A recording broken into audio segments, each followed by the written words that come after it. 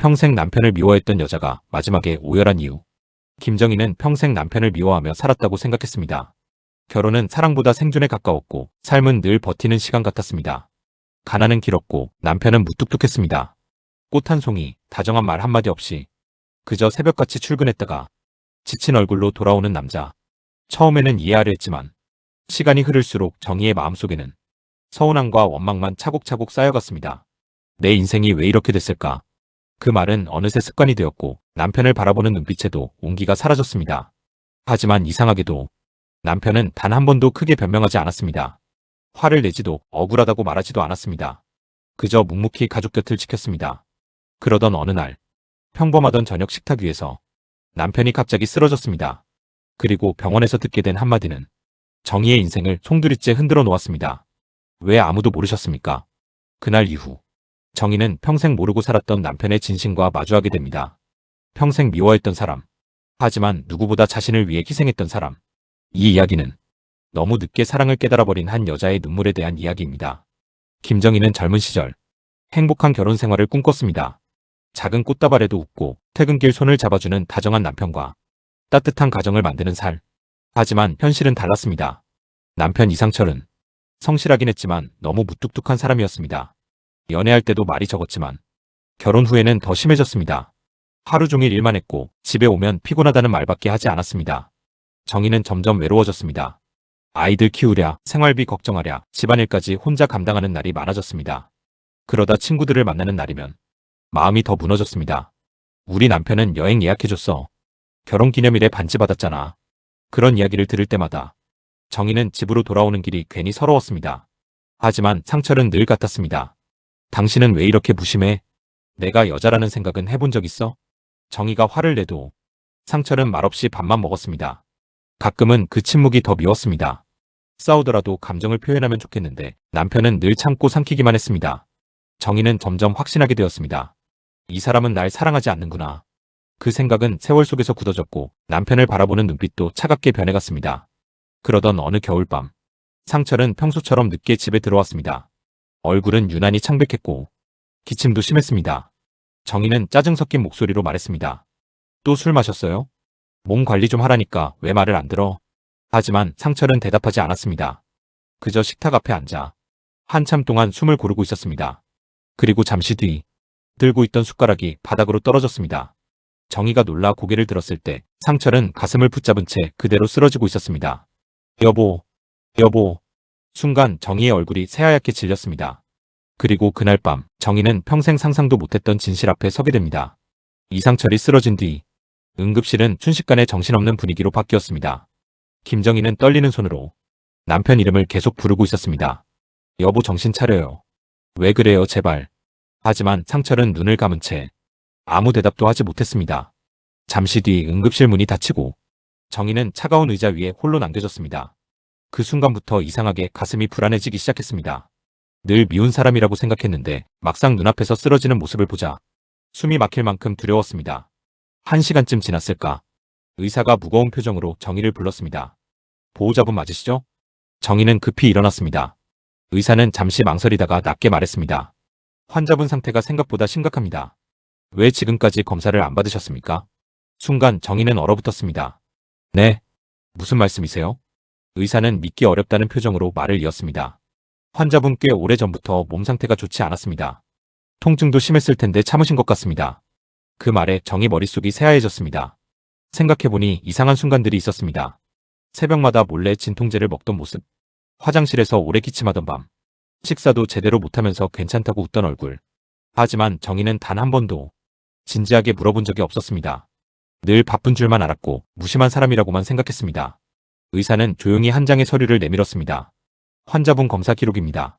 정희는 떨리는 손으로 서류를 넘겼습니다. 그 안에는 이미 몇 달 전부터 상철이 혼자 병원을 다녀간 기록들이 적혀 있었습니다.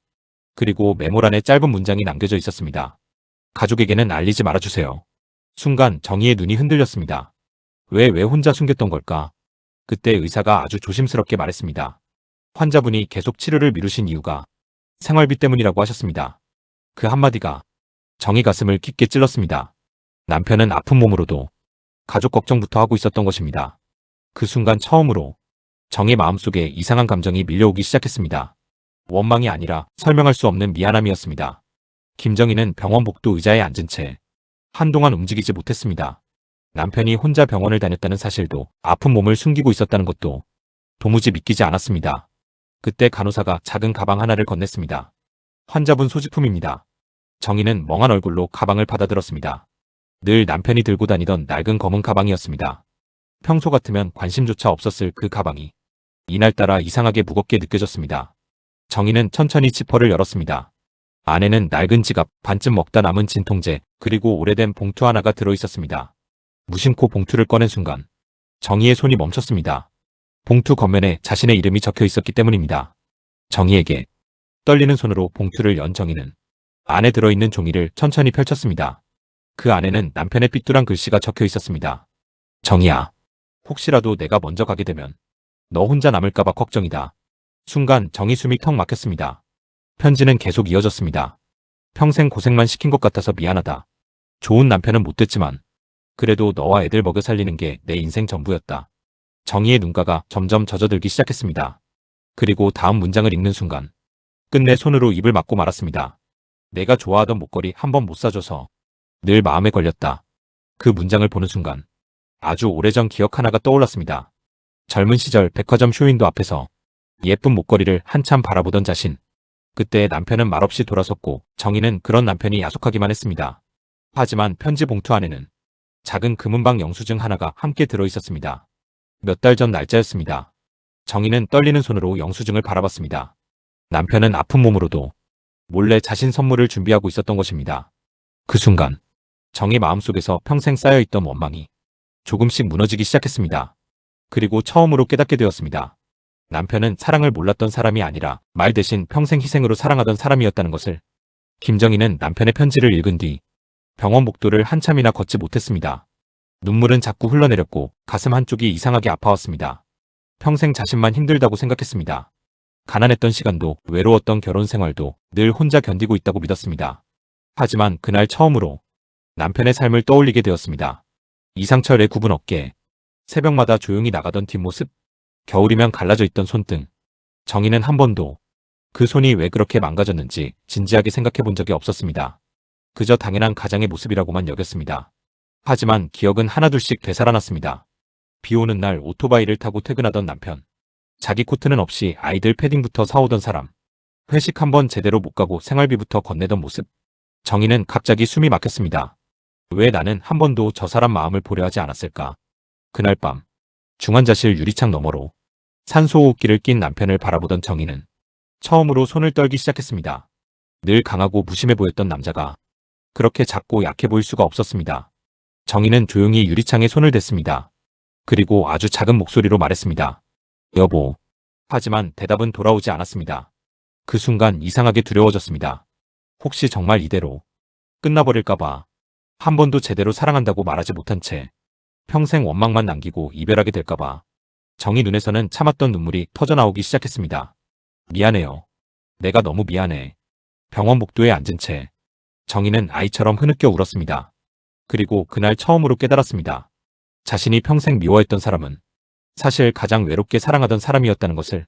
며칠 동안 이상철은 의식을 찾지 못했습니다.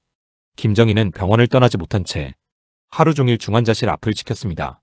그리고 이상하게도 시간이 흐를수록 마음속에는 후회만 쌓여갔습니다. 왜 나는 한 번도 저 사람 편이 되어주지 못했을까? 그날 오후였습니다.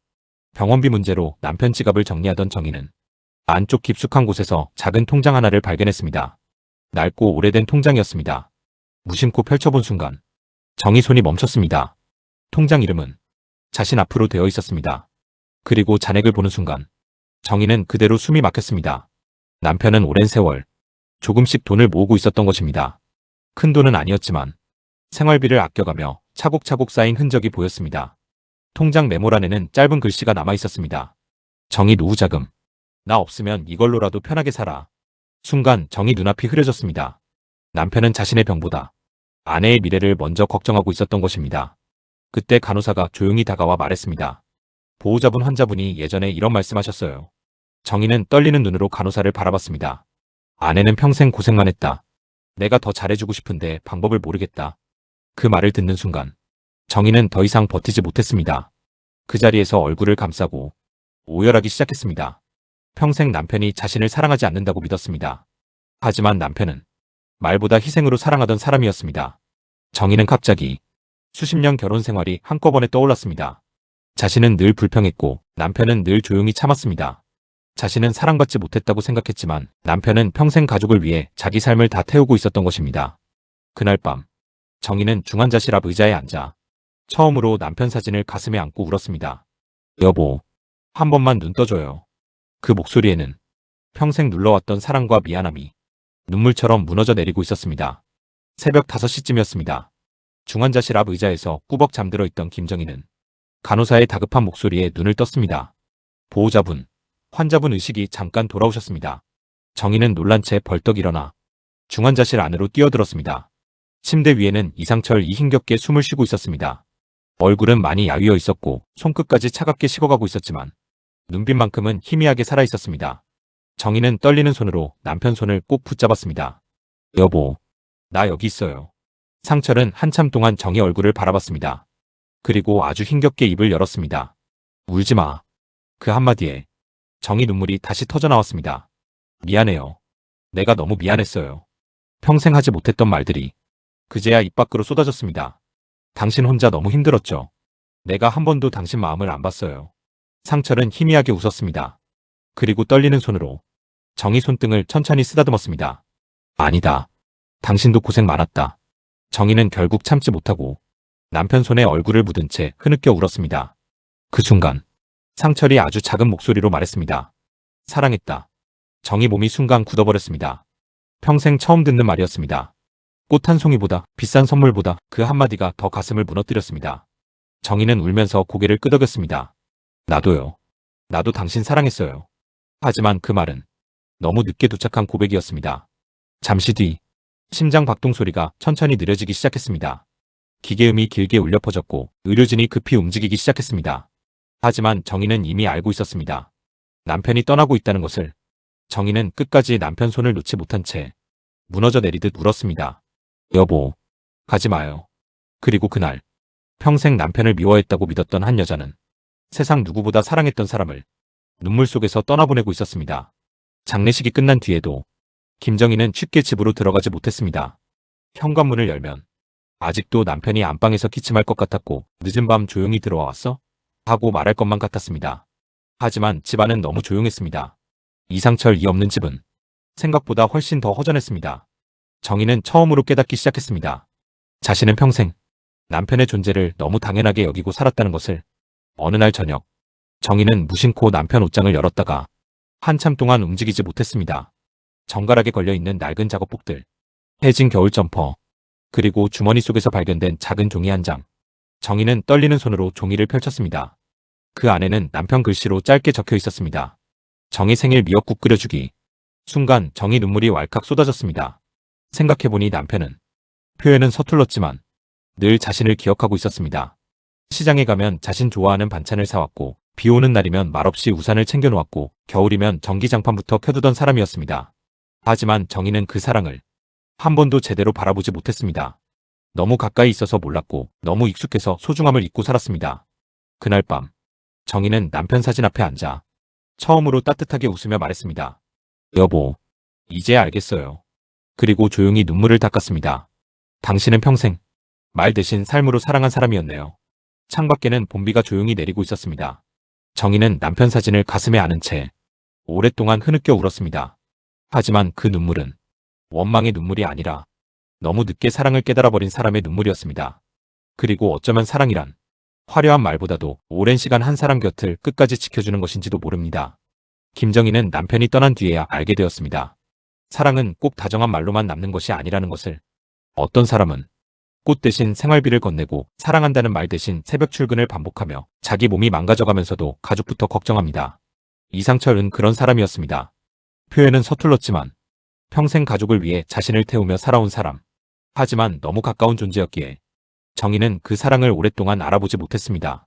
우리는 종종 사랑을 거창한 감정으로만 생각합니다. 하지만 시간이 지나면 깨닫게 됩니다. 진짜 사랑은 힘들어도 가족 곁을 지키는 책임감이었고 아픈 몸으로도 생활비를 걱정하는 마음이었고 아무 말 없이 묵묵히 버텨주는 시간이었음을 사람은 떠나고 나서야 그 빈자리가 얼마나 컸는지 알게 되는 경우가 많습니다. 그래서 어떤 후회는 너무 늦게 찾아옵니다. 한 번만 더 따뜻하게 말해줄 걸. 한 번만 더 손을 잡아줄 걸. 조금만 더 이해해 볼 걸. 하지만 사랑은 늘 곁에 있을 때는 잘 보이지 않습니다. 그리고 남겨진 사람은 그 평범했던 일상들이 사실은 가장 큰 행복이었다는 것을 늦게야 깨닫게 됩니다. 어쩌면 인생에서 가장 슬픈 눈물은 미워해서 흘리는 눈물이 아니라 사랑했지만 너무 늦게 알아버린 사람의 눈물인지도 모릅니다. 그러니 오늘 곁에 있는 사람에게 조금 더 따뜻하게 대해보십시오.